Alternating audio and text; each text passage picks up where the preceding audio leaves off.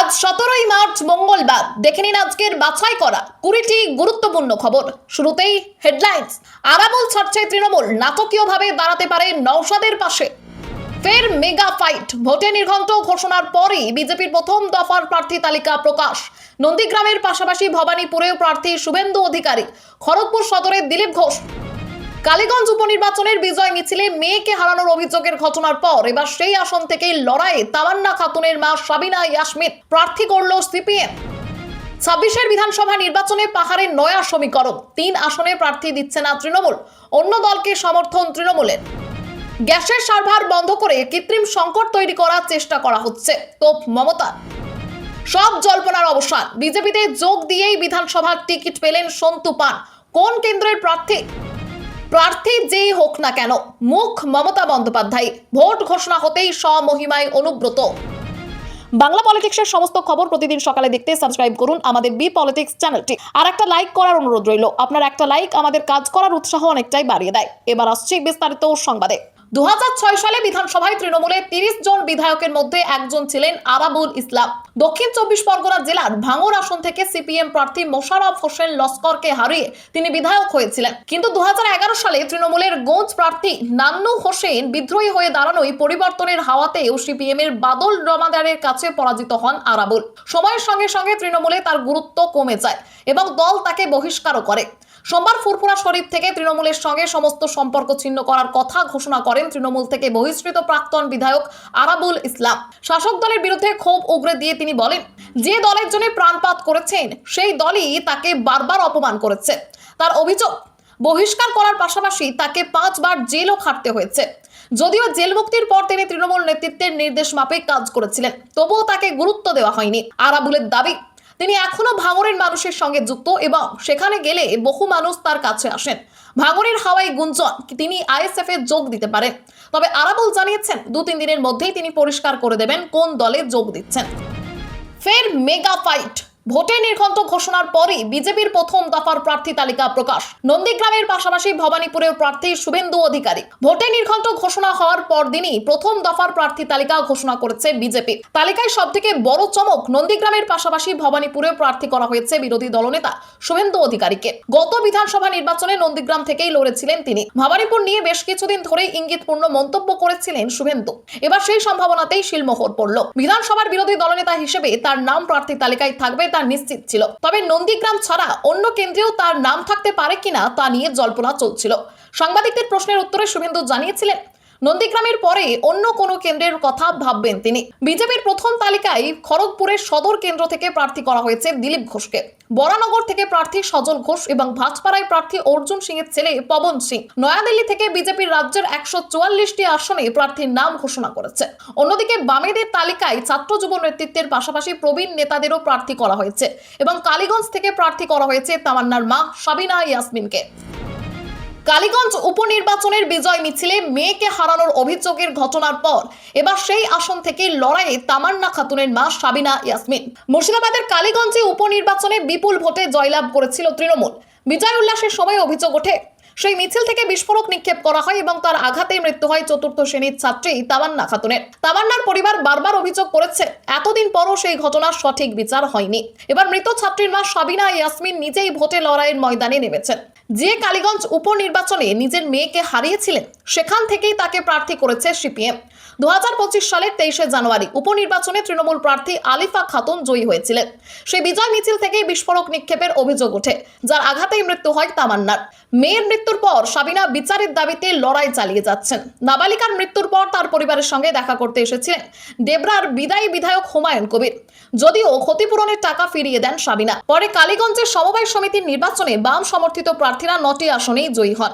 সেই সময় থেকে এই বিধানসভায় রাজনৈতিক সমীকরণ বদলানোর আলোচনা শুরু হয়। এবার সেই কালীগঞ্জ থেকেই সিপিএম প্রার্থী করা হয়েছে সাবিনা ইয়াসমিনকে।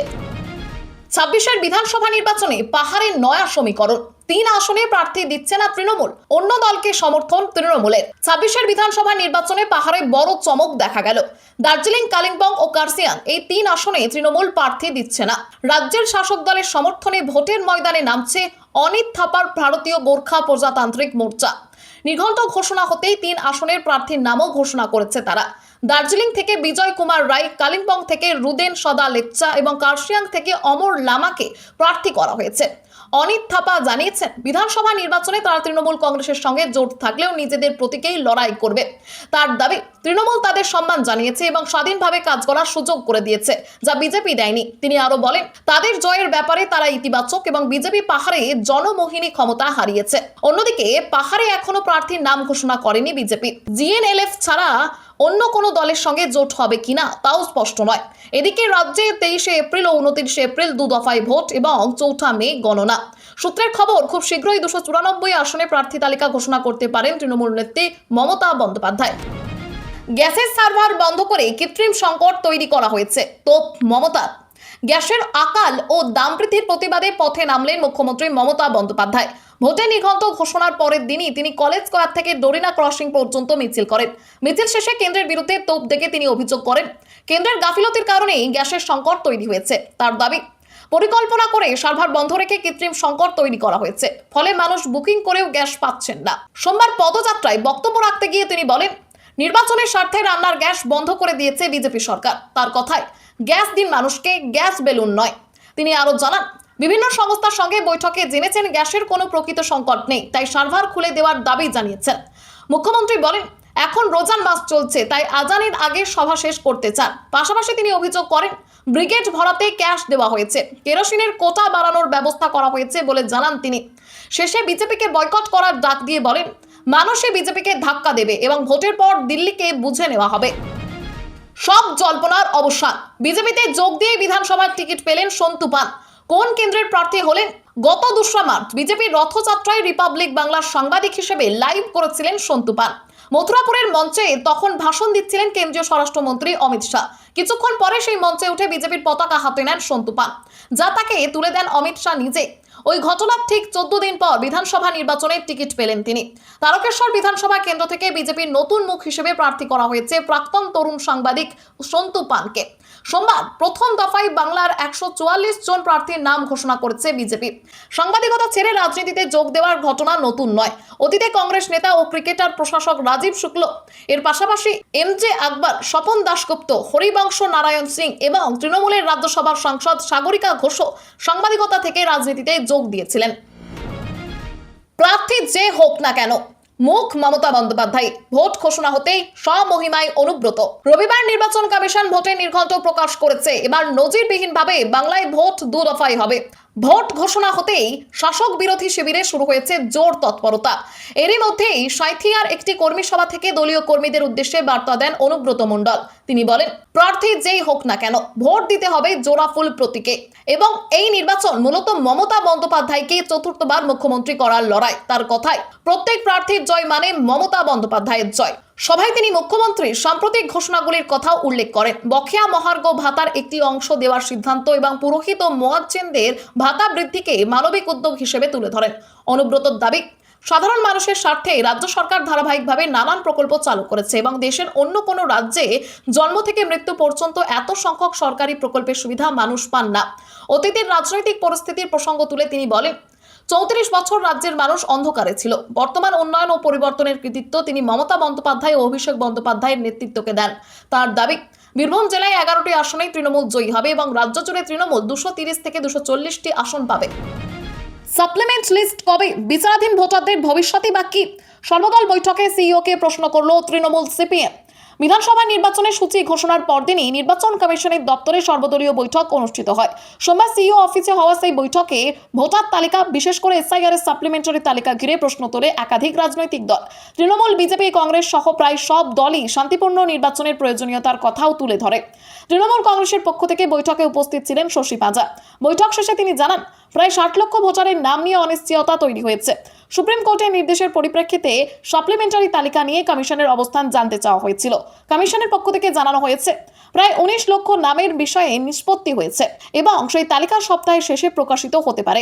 কংগ্রেসও একই ইস্যুতে উদ্বেগ প্রকাশ করেছে। তাদের অভিযোগ, এত বিপুল সংখ্যক ভোটারের নাম ঝুলে থাকা গুরুতর বিষয়। সিপিএম এর প্রতিনিধি পলাশ দাসও বলেন, প্রায় 60 লক্ষ মানুষকে বিচারাধীন অবস্থায় রেখে নির্বাচন প্রক্রিয়া এগোচ্ছে। বৈঠকে এই প্রসঙ্গে কমিশনের এক প্রতিনিধি উত্তেজিত প্রতিক্রিয়ার অভিযোগও ওঠে। সব মিলিয়ে ভোটের আগে ভোটার তালিকা ঘিরে নতুন বিতর্ক তৈরি হয়েছে। প্রথম দফায় বিজেপির প্রার্থী তালিকায় নেই দিলীপ ঘরণীর নাম, এখনো আশা ছাড়ছেন না রিঙ্কু মজুমদার। ভোটে নির্ঘণ্ট ঘোষণা হওয়ার পর দিনই প্রথম দফার প্রার্থী তালিকা প্রকাশ করছে বিজেপি। নয়াদিল্লি থেকে রাজ্যের 144টি আসনের প্রার্থীর নাম ঘোষণা করা হয়েছে। তালিকায় একাধিক চমক সামনে এসেছে। তবে প্রথম দফায় তালিকায় নেই দিলীপ ঘোষের স্ত্রী রিঙ্কু মজুমদারের নাম। বিধানসভা নির্বাচনে প্রার্থী হওয়ার ইচ্ছে প্রকাশ করে তিনি ইতিমধ্যেই বায়োডাটা জমা দিয়েছিলেন। জানা গিয়েছে, বীজপুর, রাজারহাট, নিউ টাউন বা মেদিনীপুর কেন্দ্র থেকে প্রার্থী হতে চেয়ে আবেদন করেছিলেন তিনি। রিঙ্কু মজুমদার জানিয়েছেন, তিনি কয়েক মাস আগে দিলীপ ঘোষের স্ত্রী হলেও দীর্ঘদিন ধরে দলের হয়ে কাজ করছেন এবং তার একটি রাজনৈতিক পরিচয় রয়েছে।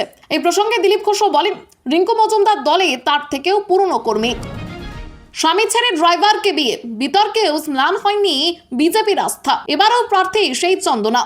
একাধিক বিতর্ক থাকলেও বাঁকুড়ার সালতোরা কেন্দ্রে আবারও বিজেপির প্রার্থী হচ্ছেন চন্দনা বাউরি। সোমবার প্রকাশিত বিজেপির প্রথম প্রার্থী তালিকায় ওই কেন্দ্রে তার নাম ঘোষণা করা হয়েছে। 2021 সালে সালতোরা কেন্দ্রে বিজেপির প্রার্থী হিসেবে বড় চমক দিয়েছিলেন তিনি। আর্থিকভাবে পিছিয়ে থাকা পরিবারের এই বধূ বিপুল ভোটে জয়ী হয়ে বিধায়ক হন। বিধায়ক হওয়ার পর তার ব্যক্তিগত জীবন ঘিরে একাধিক বিতর্ক তৈরি হয়েছিল। অভিযোগ ওঠে, বিধায়ক হওয়ার 4 মাসের মধ্যেই স্বামী সন্তানকে ছেড়ে দলের এক কর্মী পেশায় ড্রাইভার কৃষ্ণকে বিয়ে করেছেন তিনি। যদিও চন্দনা বাউরি এই অভিযোগ অস্বীকার করে বলেন, তার বিরুদ্ধে কুৎসা রটানো হচ্ছে এবং স্বামীর সঙ্গে সামান্য ঝামেলা হয়েছিল। এছাড়াও বাড়ি নির্মাণ নিয়েও বিতর্ক তৈরি হয়েছিল। আগে বাঁশ ও মাটির ঘরে থাকলেও পরে তিনি দোতলা বাড়ি তৈরি করেন, জানিয়ে বিরোধীরা প্রশ্ন তোলে। চন্দনার দাবি, গরু বাছুর বিক্রি এবং কষ্ট করে টাকা জোগাড় করেই তিনি সেই বাড়ি তৈরি করেছেন। বিভিন্ন বিজেপি কর্মসূচি ও বিধানসভায় বিক্ষোভে তাকে প্রথম সারিতেই দেখা গেছে। বিতর্ক থাকলেও এবারও সালতোরা কেন্দ্র থেকেই তাকে প্রার্থী করেছে বিজেপি। গভীর রাতে মুখ্য সচিব, স্বরাষ্ট্র সচিবকে বদলির প্রক্রিয়া নিয়ে প্রশ্ন তৃণমূলের। বঙ্গে ভোটের সূচি ঘোষণার পর রবিবার গভীর রাতে মুখ্য সচিব ও স্বরাষ্ট্র সচিব বদলের বিজ্ঞপ্তি জারি করা হয়। সোমবার সকালে পুলিশের শীর্ষ কর্তাদের একাধিক পদ রদবদল করা হয়। রাজ্যের শাসক দল তৃণমূল এই দ্রুত বদলিকে নির্বাচন কমিশনের অতি সক্রিয়তা বলে অভিযোগ তুলেছে।